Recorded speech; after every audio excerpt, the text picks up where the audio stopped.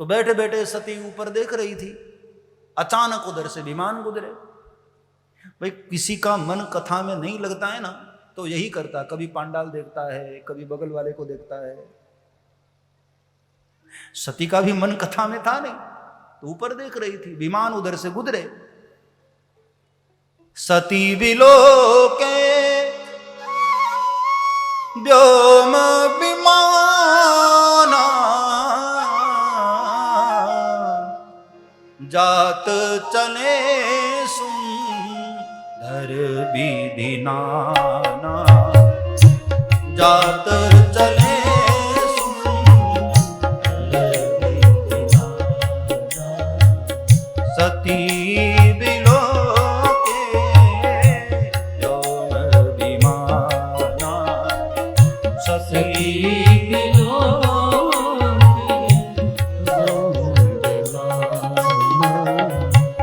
विमानों को देखा सती।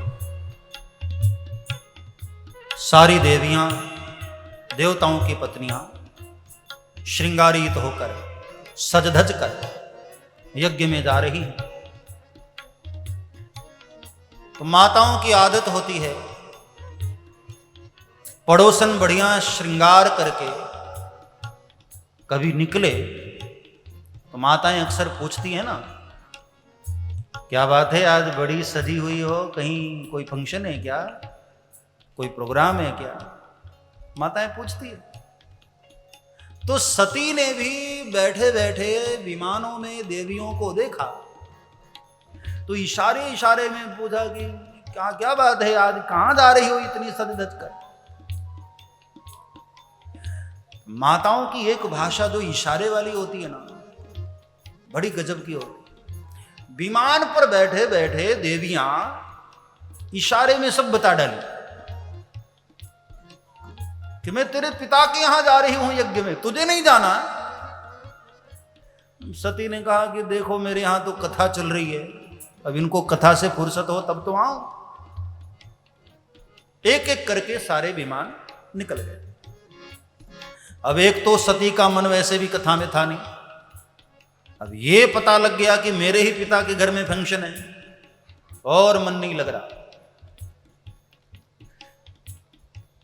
भोलेनाथ की नजर पड़ी सती पर। क्या बात है देवी, बड़ी परेशान लग रही हो। तो सती ने कहा महाराज अभी अभी कुछ विमान इधर से गए। कहां गए वो विमान? भोलेनाथ को हंसी आ गई, वाह देवी, अरे मैं कथा सुना रहा हूं और तुम बैठे बैठे विमान देख रही हो। कथा सुनो देवी, विमानों को देखने से कुछ न मिलने वाला। सती ने जिद कर लिया कि नहीं नहीं महाराज आपको बताना पड़ेगा, कहां गए विमान। बार बार पूछा, तब शिव जी को कहना पड़ा।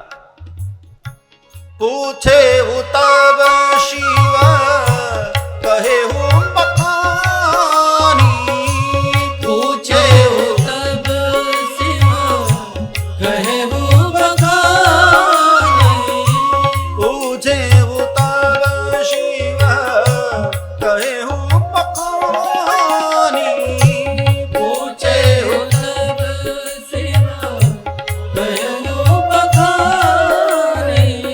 पिता जग सुनी कछुहर शानी, पिता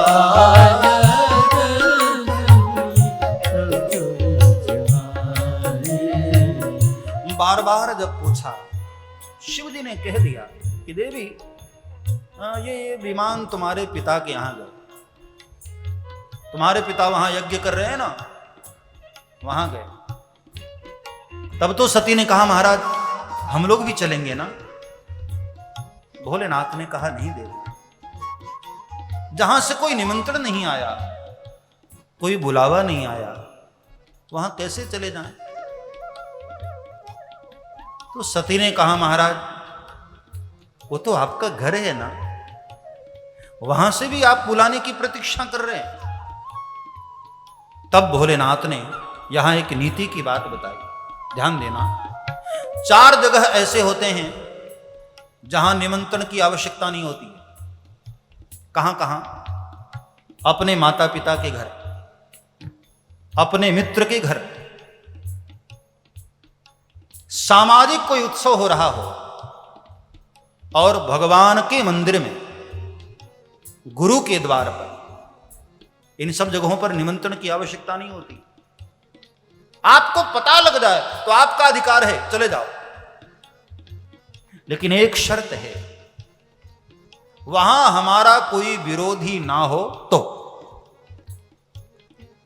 तदपि विरोध मान जह कोई, तहां गए कल्याण न हो।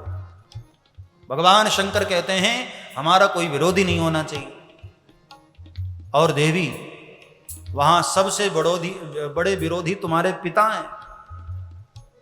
अब हमरे बैर तुम ही बिसरावा। चलो मुझसे बैर था, तुम तो उनकी बेटी हो, तुम्हें तो बुलाना चाहिए ना। नहीं देवी, मैं तो नहीं जाऊंगा। सती ने कहा महाराज जब आप नहीं जाएंगे तो मैं तो जा सकती हूं ना। भोलेनाथ ने बार बार समझाया, वहां मत जाओ देवी। बार बार समझाने पर भी सती नहीं मानी, फिर से जिद कर लिया, जाने की तैयारी। भोलेनाथ ने भी सोचा कि अब बहुत दिन तक कैलाश पर रह लिया, चलो थोड़े दिन मायके घूम कर आए। नंदी इत्यादि गणों को बुलाकर कहा कि तुम लोग मां के साथ जाओ, ध्यान रखना मां का। और सती ने भी सोचा कि चलो बहुत दिन के बाद अपने पिता के घर जाऊंगी, थोड़ा मन बहल जाएगा। भाई देखो, समस्याएं बाहर नहीं होती हैं, हमारे मन में होती। माताएं अक्सर सोचती हैं ना कि चलो पति के घर पर परेशान हो गई तो थोड़े दिन मायके हो आऊं। एक भाई ने मुझे पूछा था कि बापू माताओं के लिए तो कितना अच्छा है मायका होता है, पुरुषों का कोई मायका क्यों नहीं होता है? हाँ, माताएं परेशान होती तो मायके चली जाती, पुरुष परेशान हो तो बेचारा कहां जाए? आश्रम में होया करो। हाँ, पुरुष के लिए वही मायका है, महात्माओं के आश्रम में। कुछ दिनों के लिए हरिद्वार, वहां गंगा हर के पेड़ी के आसपास घूम लो, वही मायका। परिस्थितियों से भागना ये कोई समस्या नहीं, ये कोई समाधान नहीं। परिस्थितियों से जागो, भागो मत। सती को लगा कि चलो थोड़ी देर घूम कर आऊं, थोड़ी खुशी मिलेगी। लेकिन सोचो, शिव ही जिससे रूठ गए हों उसको कहां सुख मिलने वाला है? हाँ? सती जब चली है अपने पिता के यज्ञ में,